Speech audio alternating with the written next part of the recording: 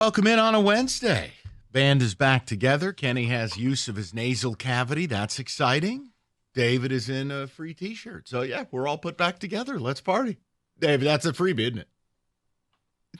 Not at all. It's not as good as the Cleveland show one from back in the day. But, hey, listen, can't all bat 1,000. He used to have one, Rico. It was incredible. We are going to get to some Lions stuff at 3 o'clock. We'll do a football today, but I know, as scintillating a topic as rats can be, I figured this was the better version of it, the rats in Ann Arbor. So we're going to have some fun to start the show, and by fun, it's 2 segments. Because largely, let's get to the end. I don't have a lot of faith in the NCAA, but one thing I do like is that, as Rico and I have sat here for 18 months, factually, we've not touched this story in, minimum since summer August. Yeah. So what I do like is when you're going to get slandered and you're going to have people doing dog whistles and arguing stuff that we're not arguing, it is nice to see that you've been right all along. So that's fun. But then it's also to correct some things that are just inaccurate on our very own station. And I get annoyed by it because at a certain point, it's okay to just be like, I got what I wanted out of it, but yeah, we did some dirt. And I mean, John acting like he's going to go Russell Crowe and Gladiator. It's like, dude, what are you talking about? Like, they got you. It's right here in the report. Yeah. And second of all, Tennessee didn't fight it. Tennessee displayed, according to the NCAA, exemplary compliance. So let's just try not to make things up and just get it right and move on. So Ross Dellinger wrote an expansive report. Now, this is what's interesting to me. The tone of the Michigan thing has changed, which you and I have always laughed at, which is cheeseburger. Well, it wasn't about a cheeseburger. Into everyone does it. No, they don't. Into, yeah, we did it, but you're being too mean to us. Yeah. That's where we're at today. I say, don't forget amicus briefs. So you better strap on them amicus briefs. I hear they give you good support. So Michigan believes the notice of allegations sent in August makes, quote, numerous factually unsupported infractions, exaggerates aggravating factors, and ignores mitigating facts. School requests the NCAA apply a common sense and commitment to fairness and treat the case not as a serious level 1, but a level 2 standard. Mm-hmm. Okay, well, first of all, if you didn't do that much in the first place, you don't have to fight this hard. It would have been over. Yep. You could have settled, but you know you're dead. Just like the day you were going to have old Jimmy show up in his amicus briefs at the court. This isn't hard. You did the dirt. We've said it from the beginning. You were going to get your memories and your T-shirt and have a good time. Everybody else is going to get to call you cheating scumbags. It's never changed. According to the document, you got dimed out by somebody on your staff. Yeah. This wasn't Ryan Day's house cleaner. This wasn't the wild private investigator theories. No, wasn't his brother. You got dimed out from one of your own. Yeah. Well, that's a problem. There's also the whole text messages. This was the one this is where we are at the height of dishonesty in this country. And it's in this very medium of media. I feel like sports and politics are a 2-horse race to the bottom of the barrel of dishonesty. Meaning, look, Sharon Moore had 52 text messages from Connor Stallions on his phone. You think those were all, happy birthday? Hey, good lift at the gym, bruh. No, we said that to you from the beginning. It's a common sense approach, the same common sense approach you're asking the NCAA for. Well, according to the documents today, the text messages, yeah, a lot of them were about scouting. Perhaps the most interesting text came in April of 23. Stallions sent a note to Moore that CMU assistant Jay Kostner planned to visit the facility to meet with Moore. CMU opened the 23 season with State. We saw Stallions play dress-up, the whole bit.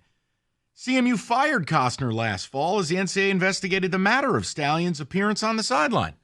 And that guy was meeting with your head coach. No, I mean, come on. Looks like a duck, quacks like a duck. No? Well, I also thought it was interesting, Mike. One of the reasons why Moore deleted the text messages, quotes, and it wasn't to hide anything. It was just that I was just extremely angry of, the type of person that would do that to this program and these kids. That's why he deleted all those text messages. That may be a 12-year-old's excuse why they weren't home when the street lights came on. I don't know what that is. So look, here's where we've arrived at. Now, this is my problem in all of this. Because so much time has gone by, it's hard to be emotional about it. I was emotional in the fall of 23 because you played dress-up on my sidelines, and you openly cheated. A year has gone by. Now, I don't have great faith that the NCAA will do the right thing, which would be to take a hatchet and plant it into the skull of these scumbags. But here's the problem. If you're Michigan and it were minor, you wouldn't be out there with this stuff right now. Because the tone has changed. They went from utterly defiant to lapdogs to now saying, well, just be nice to us, be fair, be common sense about it. So my question to you is this. Do you believe they have the goods on them? And what level do you think the NCAA will deliver? I'm a cynic. I'm the wrong person to ask. I never believed the NCAA would do much. You know what? I don't think that the NCAA wanted to do much. And I've said that for the last over a year. The NCAA did not want to have to do their job. The NCAA did not want to have to turn this car around and cancel this trip. Correct. The NCAA wanted to just, you know what, take your punishment and we move forward. No. But you did it. No, we didn't. Yes, you did. Here's proof that you did it. Well, no. Like Michigan right now wants to have a special pre-meeting to find out who the person was that dimed him out. And to see if they could, get that information and see what they can glean from that. And the NCAA is like, no, that's not how this works. I do think that the NCAA really wanted to work with Michigan. I don't think the NCAA wanted to do anything because, let's face it, they never want to take down any school. Ever since SMU, Mike, that was the last time you've ever seen a death penalty. 100%. And they destroyed a program that SMU has never bounced back from. So, no. But what I think has happened was Michigan has been so defiant that it's now become personal on both sides. Initially, I think the NCAA wanted to help Michigan out. Right now, I don't think they give a rat's ass. I think they are so pissed off. You're so defiant. You're doing all of this stuff. Guess what? For the first time in over, 30, 40 years, we're going to actually do our job. We're going to actually try to hold you to a standard. And Michigan's like, whoa. Just come on, just be easy on us and make these level 2. 6 of them, 60 to 11 violations are level 1 violations. One against Jerome Moore is going to be problematic because he's already been caught up in something that can trigger this is the second time, which means he's probably going to get fired if that goes through. Here's what's interesting too, right? So the case is going to a hearing where the committee has the authority. They're going to conduct the hearings as they see fit and prescribe penalties. Right. There is no negotiating anymore. But Michigan wants a, quote, pre-hearing conference to discuss the origins of the tipster. Yeah. And it's like, that's irrelevant. But that right there, that is like where we've arrived in society. And I made this joke to you. It's like the equivalent, you're talking to your friend and his wife slept with the whole polo team. And he's like, yeah, but she was a great cook.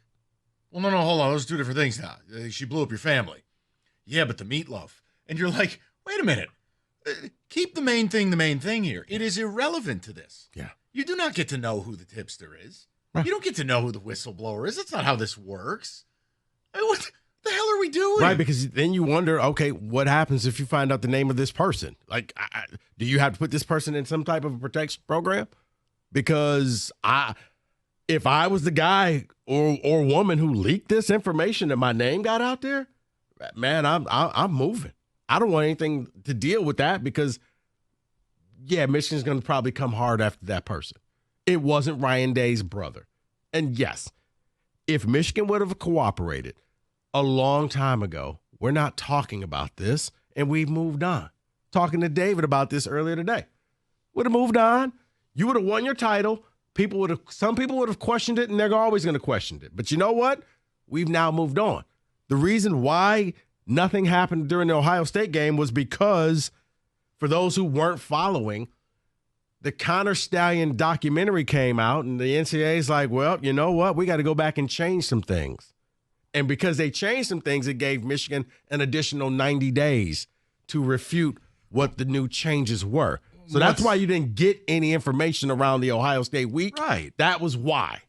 Like, some of these texts are pretty wild. And I mean, again, if you just believe everybody does it, that's fine. They don't. Not the way that you guys did it. Not that I'm asking you to care. I don't care, right? I'm allowed to think what I think, which is you're a giant pile of you-know-what.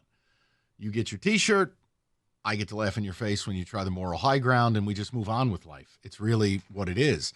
August of 22, Stallions to Moore. He describes needing time to meet with the coach to discuss, quote, a juicy report on CSU. That's Colorado State. Michigan opened the season. They went 51-7. October of 22. He sends Moore a text about Michigan State's blitzing signals, rules, tendencies. Michigan played them every year. State didn't change their signals. The document says in the providing context. November of 22. See, none of these are 23. These are all 22. So it goes all the way back. This was the whole 3-year idea of it. Right. Too. I've always had a problem with the idea of, like, if it's a one-time occurrence, I do think you show some leniency. Yeah. But over 3 years, there was even something in here about Patridge where a staffer came up to him going, I'm not comfortable doing this for Connor. I don't want to do this. Like, at that moment, you self-report. That's it. Well, yeah, the other thing was when somebody from the Rutgers staff called Mike Hart and kind of said, hey, what are you guys doing over there? Because then it leads to the speculation, like, what the hell ever happened to Mike Hart? Man just disappeared. You're one of your all-time leading rushers. And like Thanos snapped his finger, he descended to dust, and he was gone. And we've never seen him since. Haven't heard from him, nothing. I think if Michigan would have cooperated, this goes away. The NCAA, and I'm going to say this for the people in the back, the NCAA never wanted to do their job. They never wanted to bring Michigan down. It was never going to be a witch hunt, but they needed Michigan to be accountable for what they did. If they would have just shown some type of contrition, this would be over right now, and you probably would have gotten all your level 2 stuff. You probably would have had to throw out a sacrificial lamb and an assistant coach, and we moved on. You were defiant, and the NCAA said, okay, are you sure you want to go down this road? You chose yes. How about this one? This is the Partridge thing I was talking about. Staffer approaches him. Inform him he doesn't want to be a part of Stallion's scheme. Partridge went to Stallions directly and said he told him, you're not using this kid in your signal organization, so, like, just have him be a manager, close quote. Signal organization. It's the whole thing we've been talking about the whole time. Mm-hmm.